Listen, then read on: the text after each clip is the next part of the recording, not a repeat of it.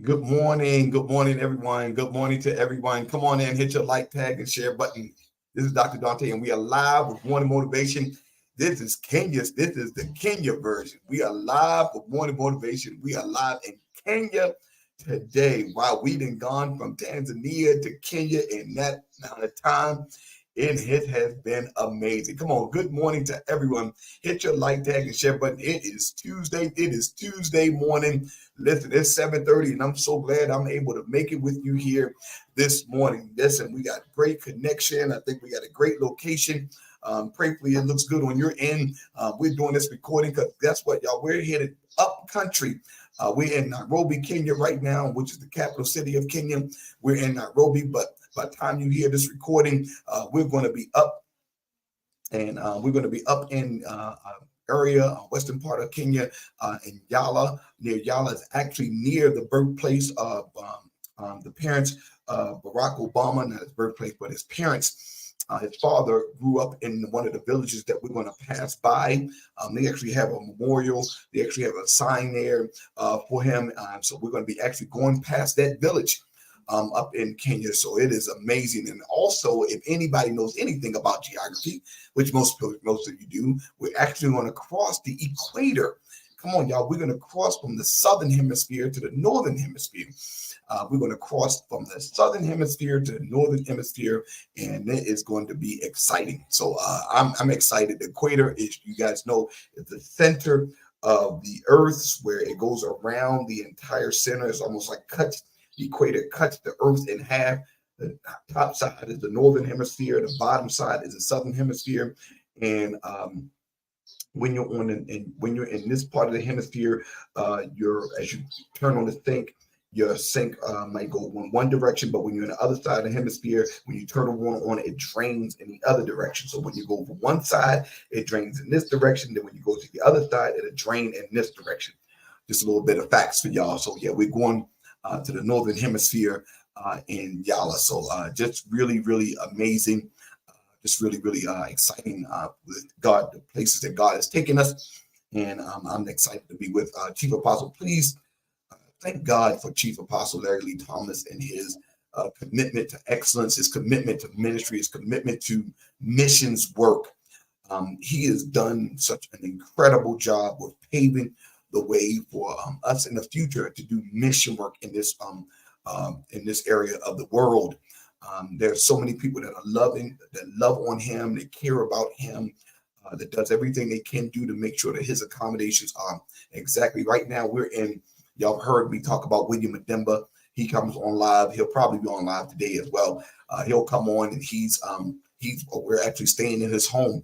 He hosts us for an entire month.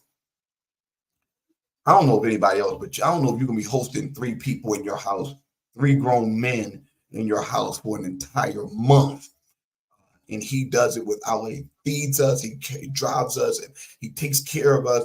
Him and his family, his wife, Minister Millicent, they own a school, they run a school, own a school, School of Promise for the children, and it's a major, amazing school. You see Millicent come on as well. She'll probably come on today as well. Just say, when you see her name come up, just say good morning to her. She is hosting us. He is hosting us. His entire family is hosting us. They treat us like royalty, and I say they treat us like royalty. They treat us like royalty, and we are just internally. I know I am. I'm internally grateful for the level of hospitality that we receive. They don't just go out and go out and buy anything. When they cook, they are cooking. I'm preaching to somebody. They are cooking every day. Okay, make breakfast, sometimes lunch, but breakfast and especially dinner every day. Okay, they are cooking. She works. She has a book. She's running an entire school. I believe they have over 200, close to 400 kids. Close to 400 kids in the school, running the entire school, running a church. He has about 7 or 8 branches, 7 or 8 churches throughout Kenya, traveling. But then they are able to come in and make sure that we have breakfast and dinner every single day that we're here. Now we're going up country, so we'll be gone for a while, but coming back, like I said, they take care of us every time we're in the house. So just thank Bishop William at Denver. You'll see his name come up. Great man of God, Bishop William at Denver. I'm sorry, great man of God. He's been such a great host for us. But listen, we're going to get right into this. Let me go through the weekend. So let's go through Sunday, in which New Kingdom had another great experience. Thank God for the praise and worship team for setting the atmosphere. And then Pastor Diane and her word that she set forth was awesome when she dealt with that thing with Job and your relationship with God. Just because you do all these things don't mean you have a great relationship with God, and God's way of making sure that God's passion, God's hope, his expectation for you is to have a great relationship with him. Great relationship with him. Also, my mother did make it back. She touched down on yesterday. She is home. She's probably in the bed asleep. As I mentioned, when she got there, when we got to Tanzania, we did not stop. There was not a day that we sat still. There was no grass growing under our feet.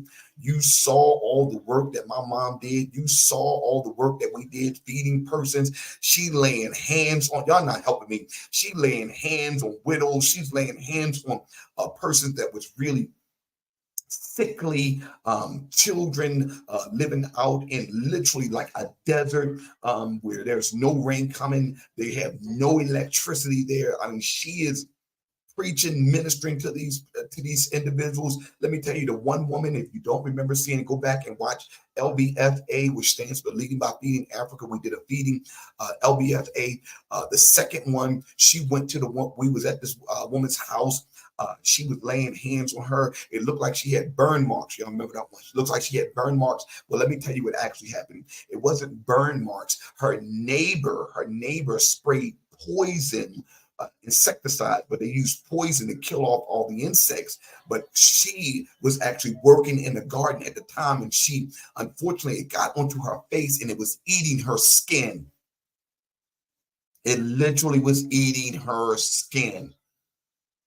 My mother prayed over her. Y'all not helping me. My mother put her hands on the woman's feet. You got to understand, in the biblical times, that would be a person that's unclean, but she literally placed her hand on her and Apostle Thomas on that woman's face, prayed over her. See, this is literally real time ministry. I'm not saying that what we don't do in New Kingdom or what church you're attending is not real ministry, but if you look at the biblical, Jesus was going from village to village to village, ministering to the people that nobody wanted to minister to. Ain't nobody coming up into, ain't no missionaries, ain't no big time missionaries coming up in nobody's village in a backside of a mountain, going to minister to someone who's got their skin being eaten. Okay. This is what EBANG does. This is what Leading by Feeding does. This is what we do as missionaries. Yeah, we go to places that nobody else wants to go. We minister to where nobody else wants to minister to. We're not getting paid. In fact, we're paying our own way. It doesn't even make sense. We're funding our own mission journey. It doesn't make, most time people get donations and things that, no, we have to fund our own. Okay, let me get it, because y'all not ready for that this morning. So anyway, she ministering to people at a level my mother I haven't seen her at. She's celebrating her birthday this week. Her ladder is definitely greater. You look at her, she's doing more in the latter part of her years than she did at the end. Y'all not talking to me. Y'all not talking to me.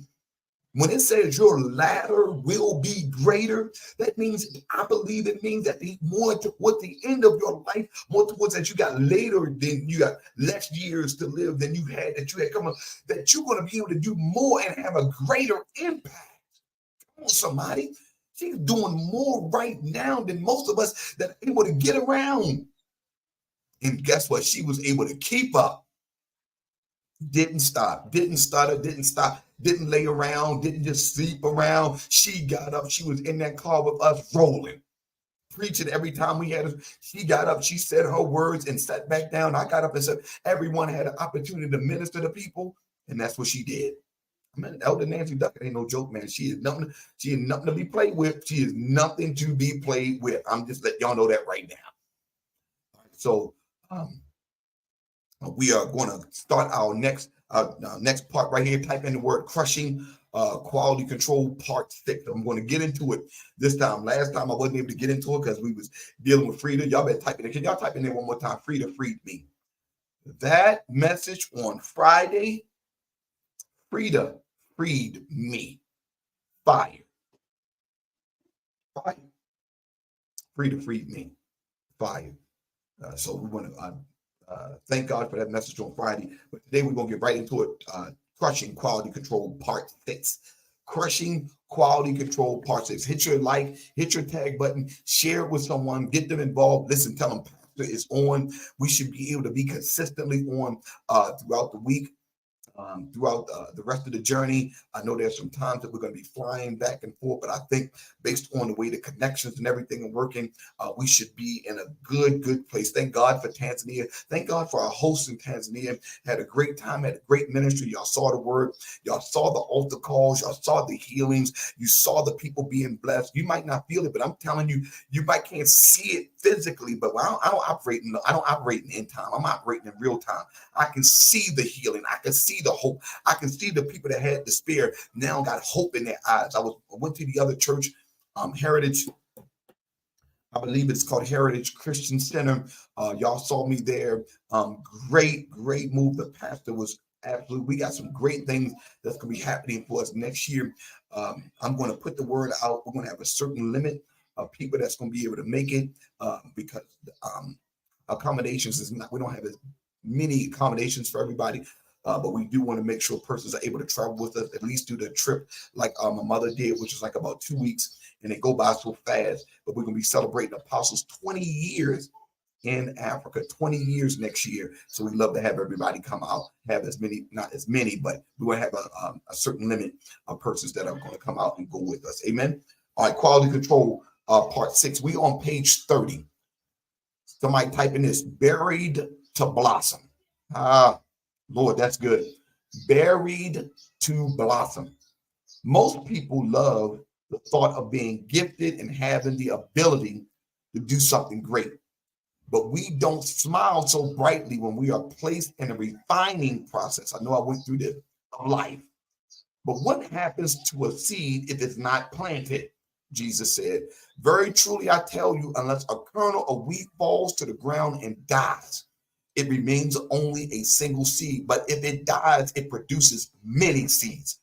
You have to understand, in order for you to have the impact that God needs you to have on your life that he planned for, God has planned for you to have an impact on the lives of the people. That means you will have to produce. And because you are a seed, the only way you're going to be able to produce is you will have to be buried. Get it, understand it, embrace it. You're going to have to be buried in some dirty places. There's a dirty area in your life that you're going to be buried in, and it is designed for you to have an impact on the people in your life because you have to produce. Type it in there this morning. I have to produce. You will have to produce. You cannot have impact if you're a seed in somebody's hand. A seed in a hand does not have impact. A seed buried in a dirty place. I'm preaching and teaching to somebody right now. A seed buried in a dirty place only is the only seed that produces.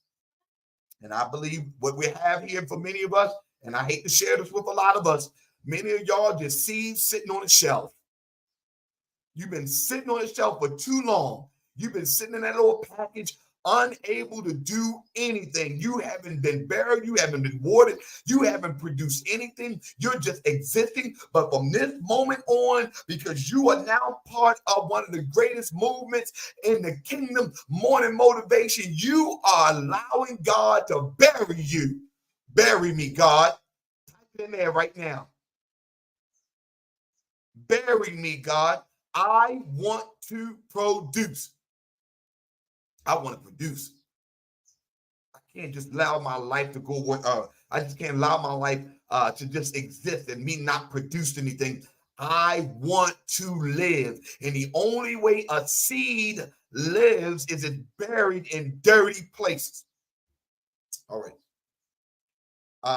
We cannot rightfully ask the vine dresser to skip out on the development of our lives simply because we are uncomfortable with being alone in dark places. I had a conversation with someone and asked them how they're doing, and I know because they're dealing with some, they're in a very lonely season. Person said, Pastor, I'm in a season right now. It's just me and Jesus. I almost ran out of the building because a year ago, that would have been the last thing that person would have said. It's just them and Jesus. I'm talking to somebody.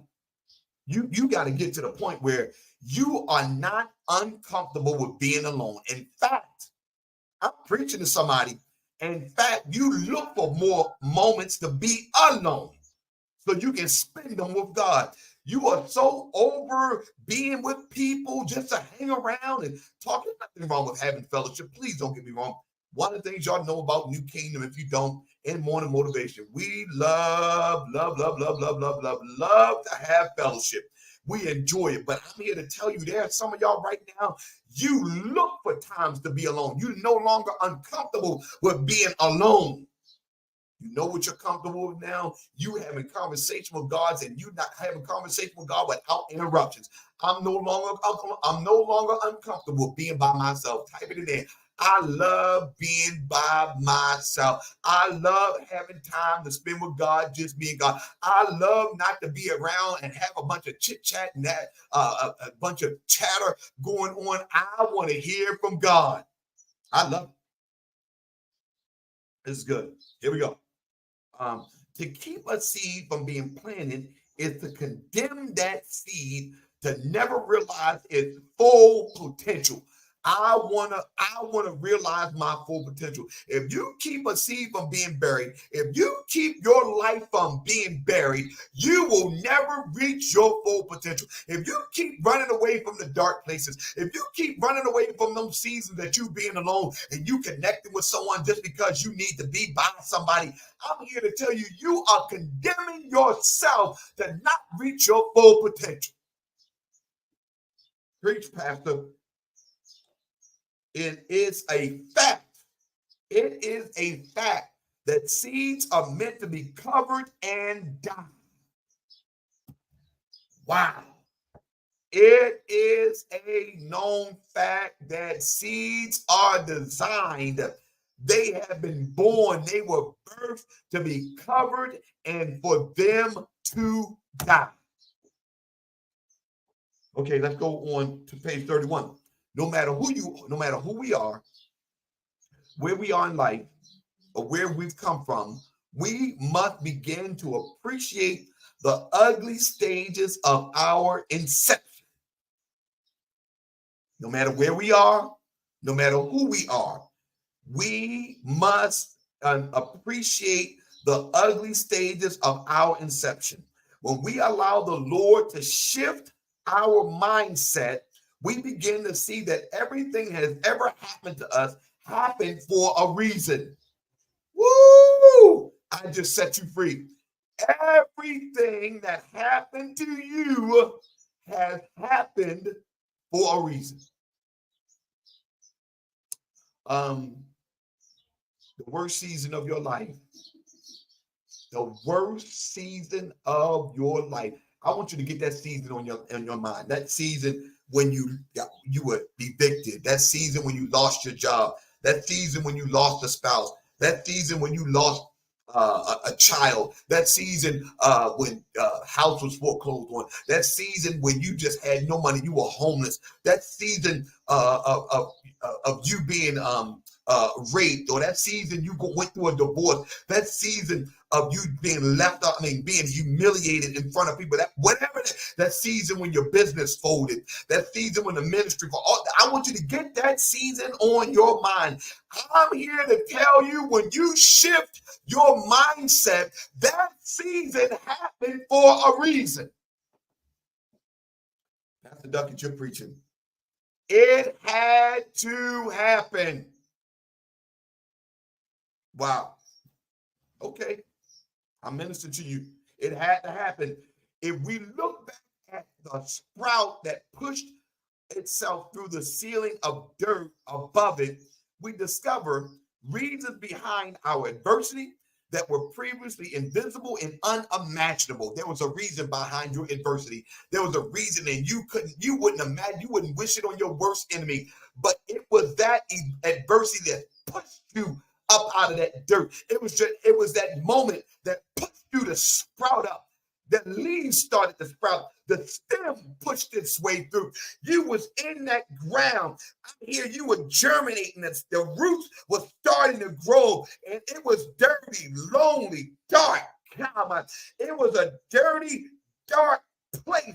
You were by yourself, but what was happening was the roots were starting to grow in your life. You were beginning to take shape.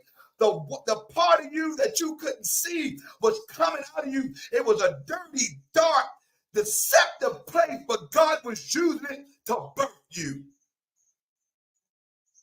Wow. You're preaching.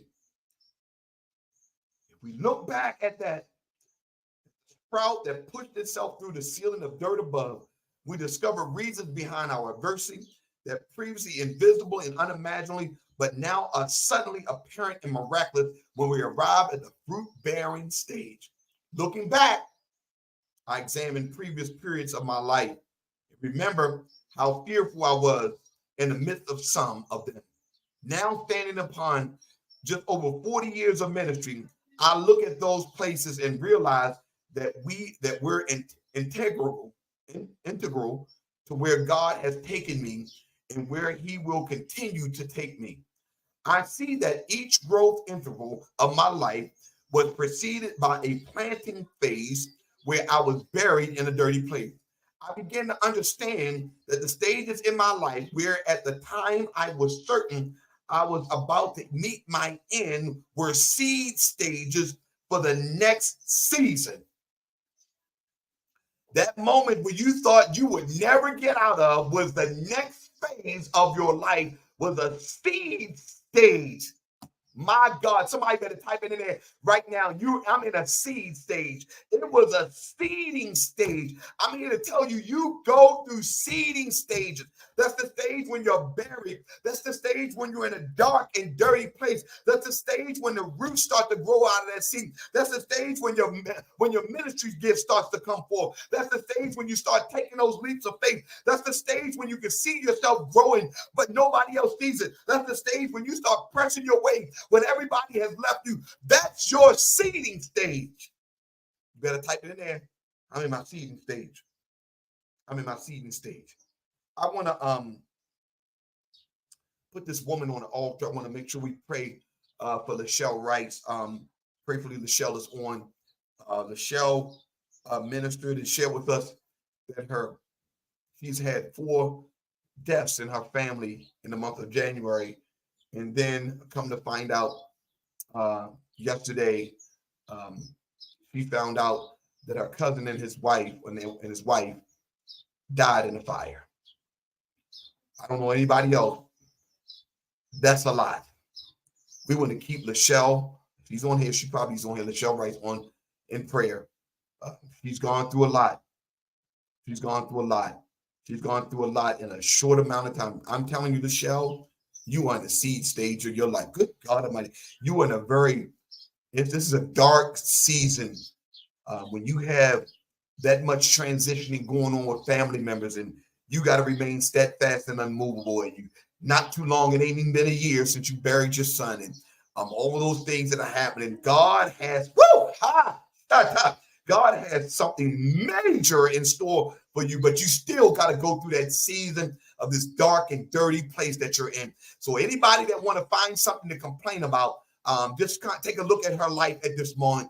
And I'm here to tell you, you'll shut your mouth. But I'm here to tell you, you're in a place, a season where God has planted you because he needs you to come through this next stage fired up, ready to move, ready to grow, because he has a work for you to do. Come on, we're going to keep Lachelle in prayer on today.